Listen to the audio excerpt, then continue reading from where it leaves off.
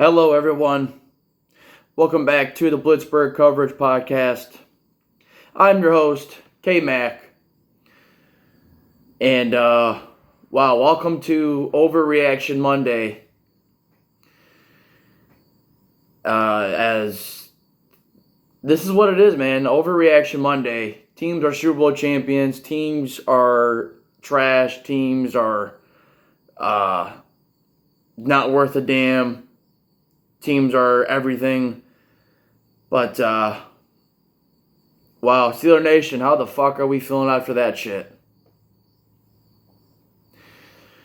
I'm not going to touch on anything else other than just this game, and then I might preview the Cleveland Steelers game next Monday night. But, man, that was fucking rough yesterday. That was rough. That was about as bad as it could go. It could not have gone much worse than that.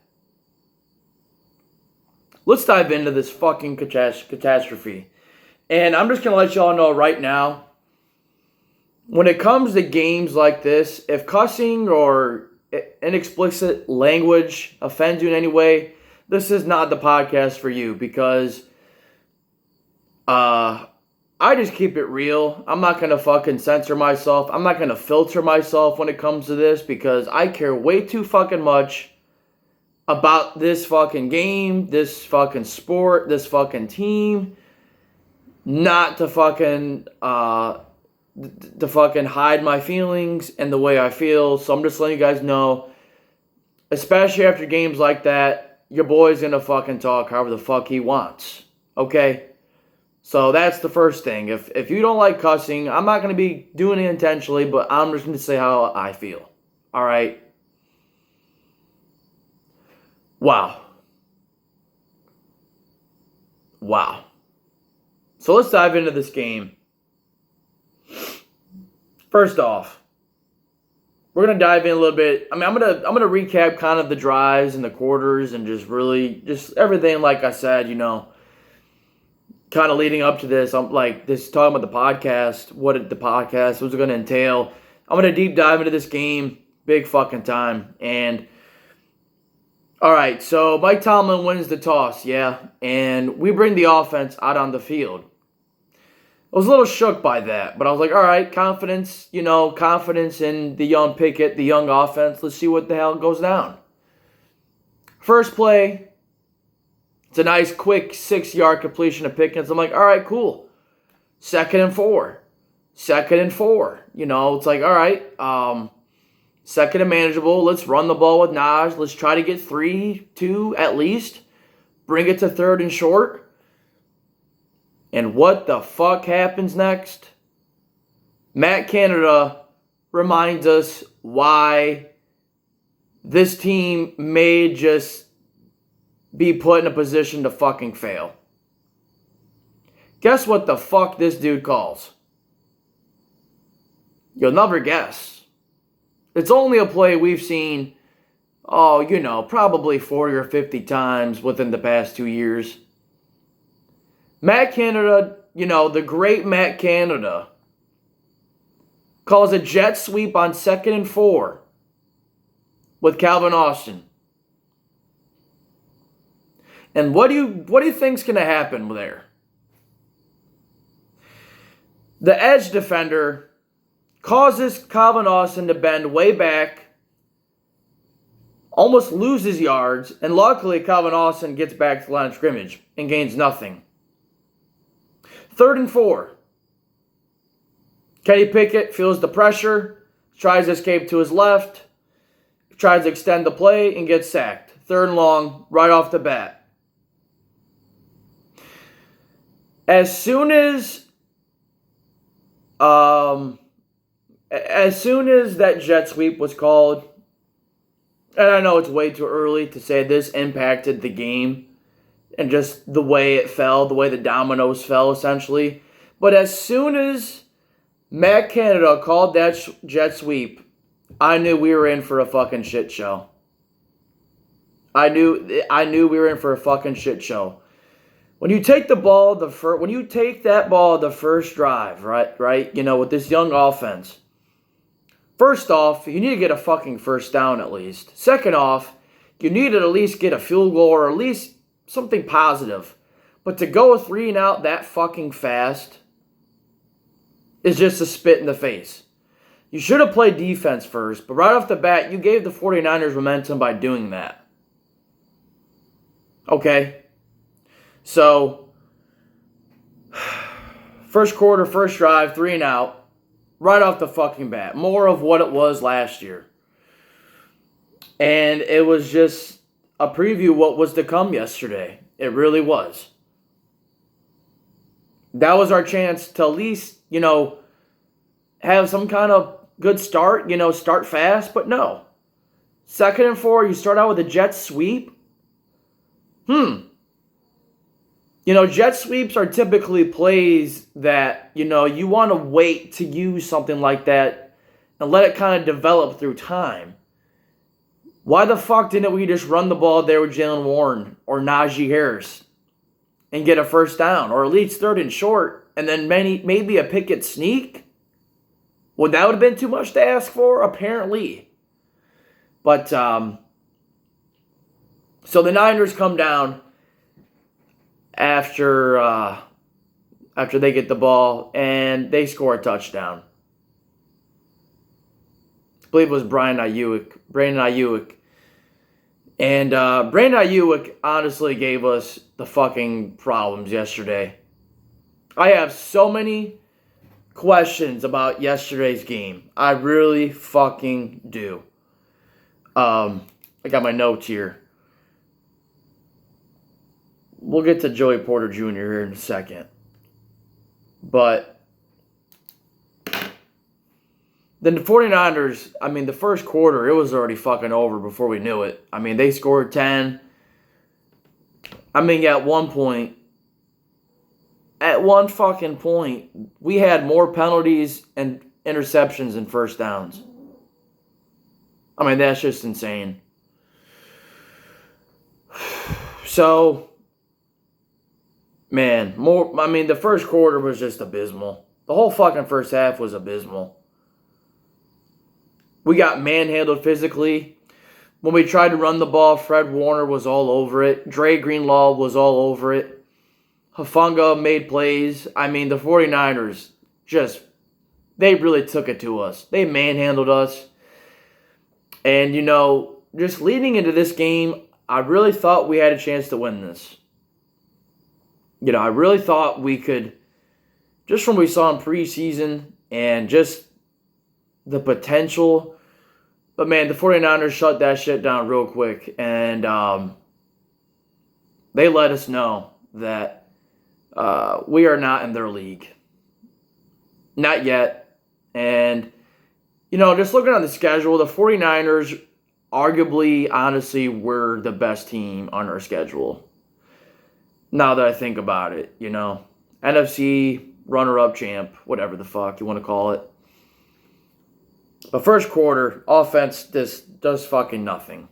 Nothing positive. No positive takeaways. When we tried to run the ball with Naj, we got nothing. Jalen Warren could get nothing. That run play where Fred Warner didn't even get touched, and it was just him and Naj one-on-one. Fred Warner's too good. Naj ain't going to be able to beat him one-on-one.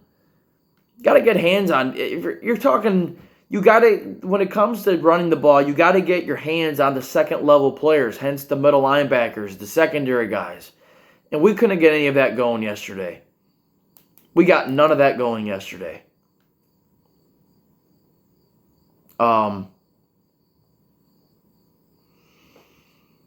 The bads from this game, everything was bad.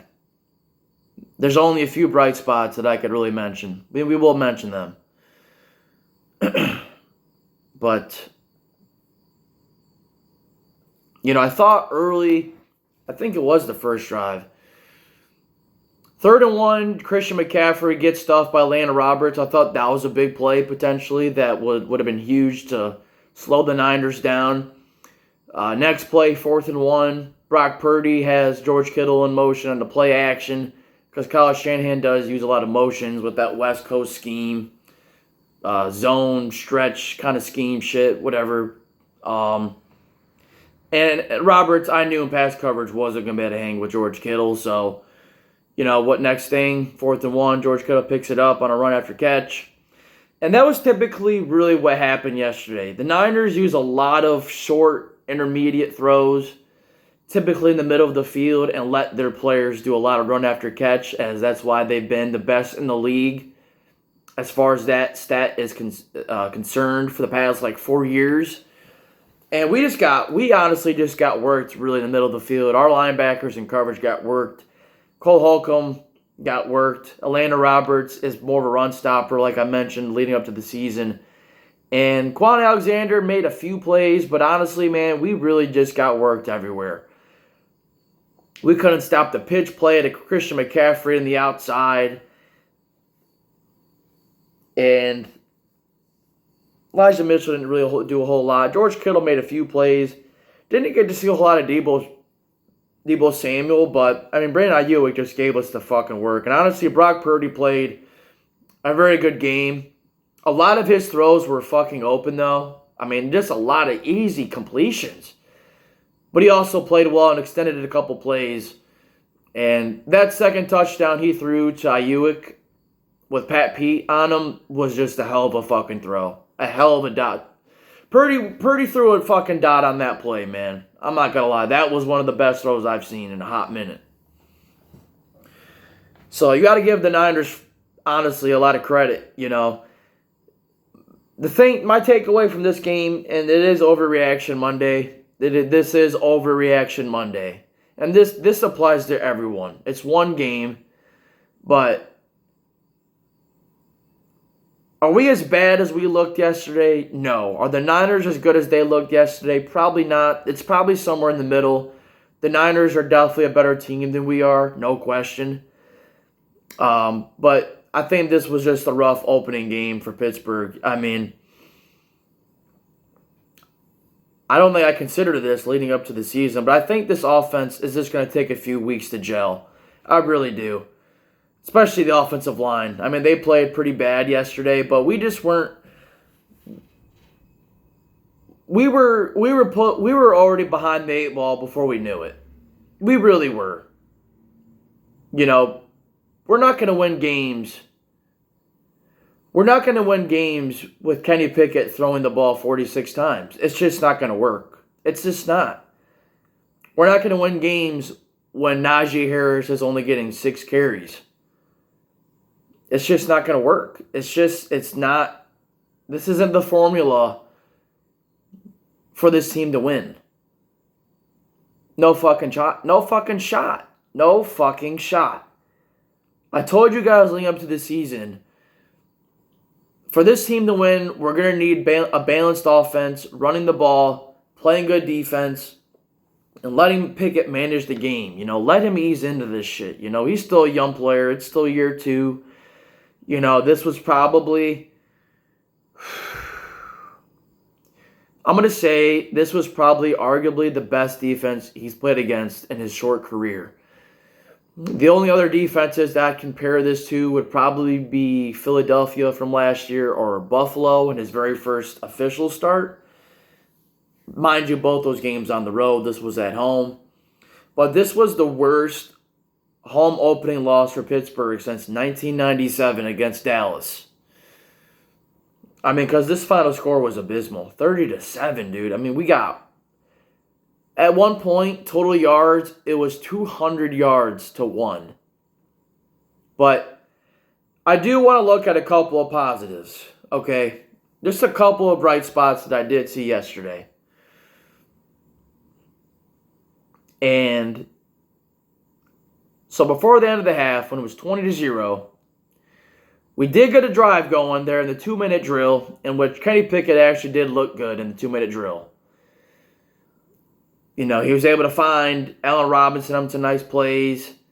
I don't remember if Deontay was hurt by that point. We'll touch on the injuries here in a minute, but he did get a nice drive going there at the end. I got to give him credit in that 2-minute drill.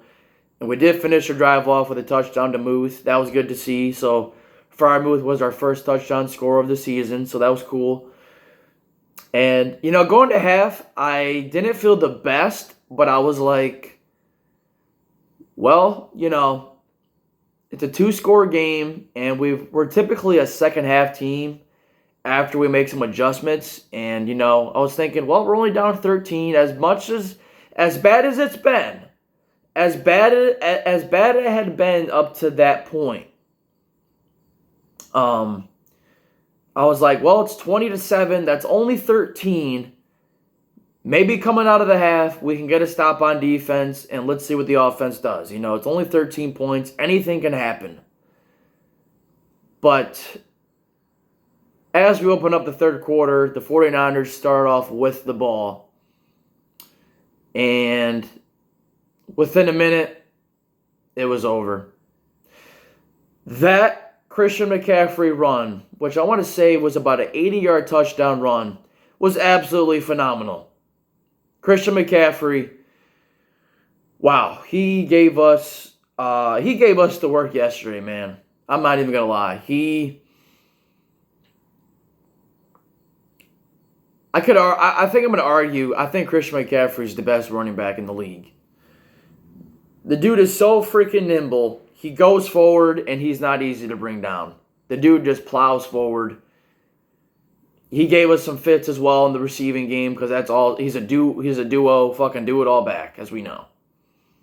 But that 80-yard touchdown run was something else, man. That spin he hit, I don't even remember who he hit it with, but he just gave us the work.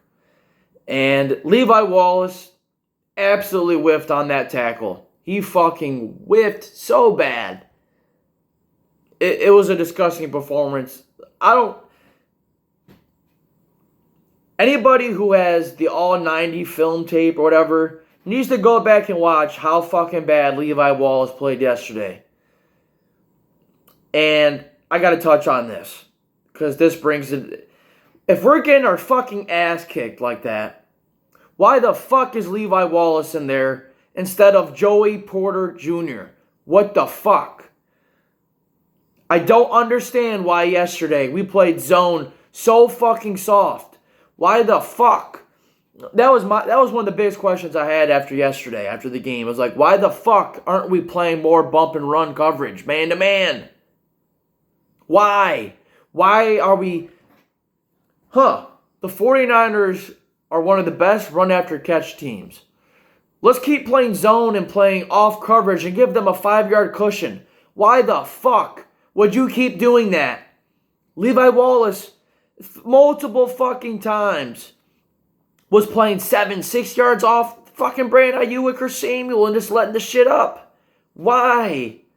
Someone needs to explain to me, why the fuck weren't we playing more bump and run man-to-man? Maybe if we played man-to-man a little bit there and mixed it up and made Purdy hold on to the ball longer, we could have got there. We gave Purdy so many easy throws yesterday. That's why it's like, where the fuck was Joey Porter Jr. yesterday? I don't have the snap counts from yesterday, like as far as how many snaps everyone got, but I don't think I saw him play yesterday at all. And that brings, why isn't he playing? He's a bigger corner than Levi Wallace, and he probably would have matched up better. Fuck it. I don't care if he's a young player. We took him and basically call for what it is. Second round, first round, whatever. Pick 32. Play him. Why did he not get snaps? He's 6'3". He's a bump and run man press corner. If we're getting our fucking ass beat, why not bring... Me and my friend Derek, he's a big fan of the Steelers just like me. We watch the games every week. We were talking during the game around like the second quarter. I was like, why don't we bring everybody up more towards the line of scrimmage and make Purdy hold on to the ball a little bit maybe? If he beats it deep, oh fucking well, the game's over. But don't keep giving them easy completions underneath and let them chew up the clock. Fuck it. Change up the coaching adjustments yesterday were abysmal. Tomlin, you're supposed to be running the defense. Terrell Austin, I think, is just... don't shoot the messenger. I think he's just calling the play that Tomlin gives him. And that's how Tomlin's always ran this defense. Even dating back, after LeBeau got hired, after LeBeau left, Dick LeBeau, after he left, Tomlin started running the defense, but with Keith Butler and all them dudes. But just the coaching yesterday wasn't that good either. It wasn't. I don't care what anyone says. We got outcoached. Our players weren't being we just were already behind the 8 ball. We played right into the 49ers' hands and let them play their game. 100%. They got that run game going. We couldn't stop the pitch plays. I don't know why, why the fuck weren't we playing Mika more towards the line of scrimmage is my question. They weren't throwing the ball deep. They were fucking throwing it intermediate and short. Let Mika sit there. Why didn't we play Mika more towards the line of scrimmage? Let him lurk. Let him watch McCaffrey and play man-to-man a little bit on him. Let him lurk on Kittle. Why didn't we play him more towards the line of scrimmage? But getting back to the positives, I saw a good drive at the end.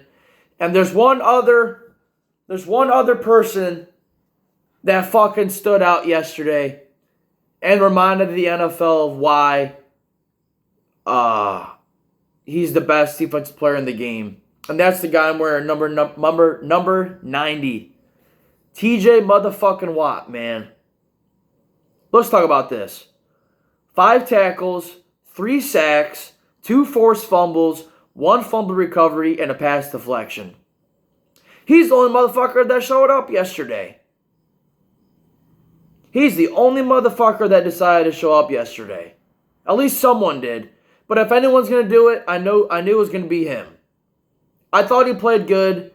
Did he probably allow some runs to his side? Probably, but what more could you want from your best player on your team?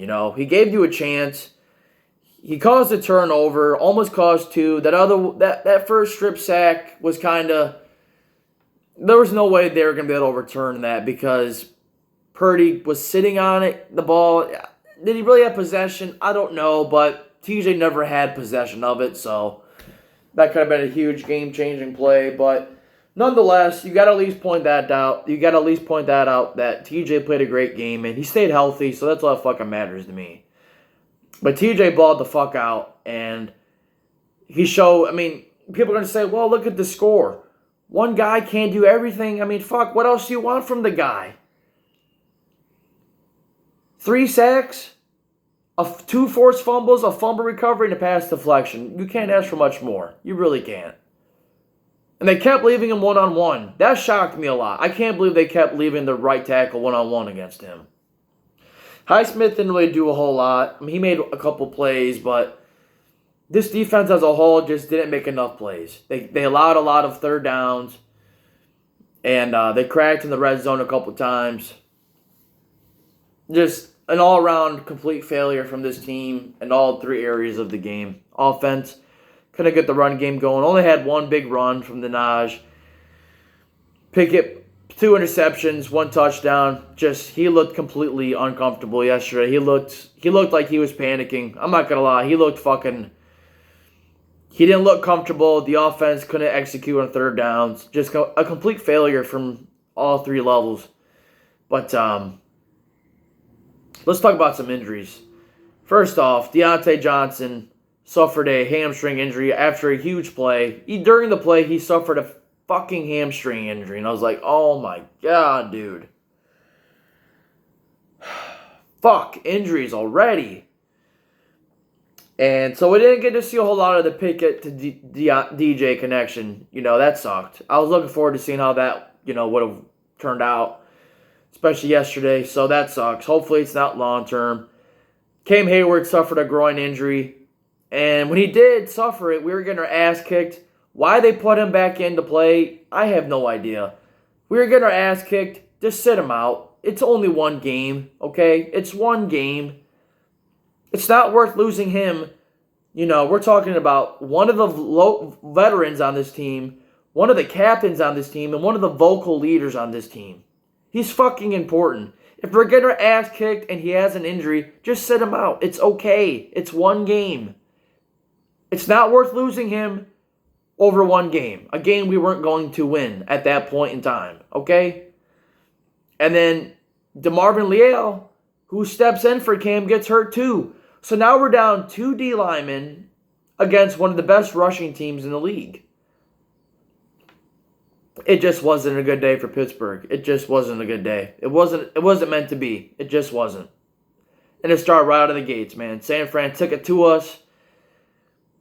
They just made plays. They made plays, man. That defense it was the best defense, statistically speaking, last year. And, I think there's a real good chance they'll probably be a top 3 defense this year, bar none. Now, if we had played the Niners later in the season, maybe a week 7, week 8 kind of game, probably would have been more competitive. Would we have lost still? Probably, but I definitely think we would have put up a better fight. But for this to be our home opening week 1 game, man, we got our fucking shit wrecked. But, yeah, I think that about does it for this game, TJ stood out to me. That little end of the half drive is the only glimpse of hope for me in offense at this time. It's overreaction Monday. But yeah, for us to have any chance this season, we got to get back to the basics. We got to get back to Pittsburgh football, and that's running the football and playing good defense. And we didn't do that yesterday. The Niners, they did. So I think about touched on everything I wanted to. Oh, fuck, I forgot. Freiermuth suffered an injury, too. And he didn't come back during the game because I think it was in the, was it in the red zone? I think Hufanga fucked him up right in the Hufanga, man, made a fucking perfect, a hit right to Freiermuth's chest, and I don't think he came back. I don't think he did. So, Freiermuth is hurt, DJ's hurt, Cam's hurt, DeMarvin Leal's hurt. Pat Pete got worked a little bit. Almost got an interception like he called. But anyone that flashed yesterday, Benton did okay. Nick Herbig didn't. We just weren't really. Nobody was ready. Nobody was put in a position to really play good. Coaching and players failed. Everyone just shit the bed. So I think that's going to bring me to previewing maybe Monday night's game a little bit briefly versus Cleveland. Wow. September 18th. Just got my notes here, Make sure we touch on everything. Wow. Previewing this game. First off, this is a must-win fucking game. This is a must-win game because the only good thing about yesterday's loss was the fact that TJ came out healthy and the fact that it was a loss to an NFC foe, so it's a non-conference loss, and it's not a division loss. Those are the only, takeaways from that game. But as far as the game goes next week against Cleveland, it's a must-win. It's a must-win. We can't start out 0-2. We can't start out with a loss in the division. We can't start out with a fucking AFC loss.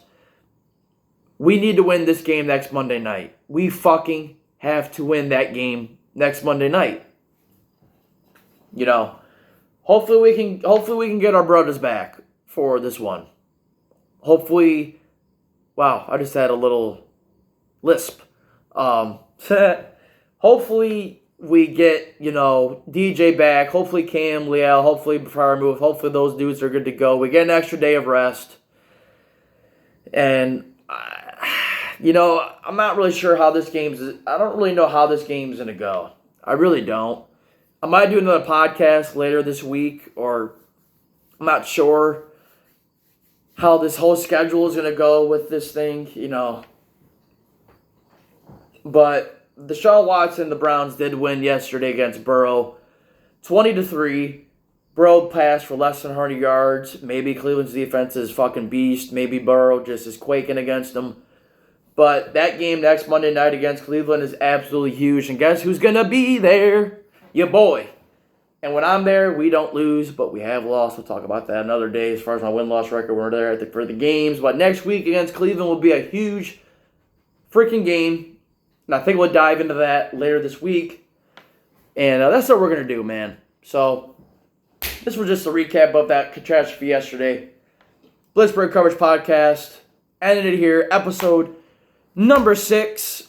And K-Mac is heading out of this thing. So it's a long season. It's Overreaction Monday. It's only one game, y'all. Everybody fucking calm down and stay off of social media because everybody is toxic right now. Toxic. I'm out.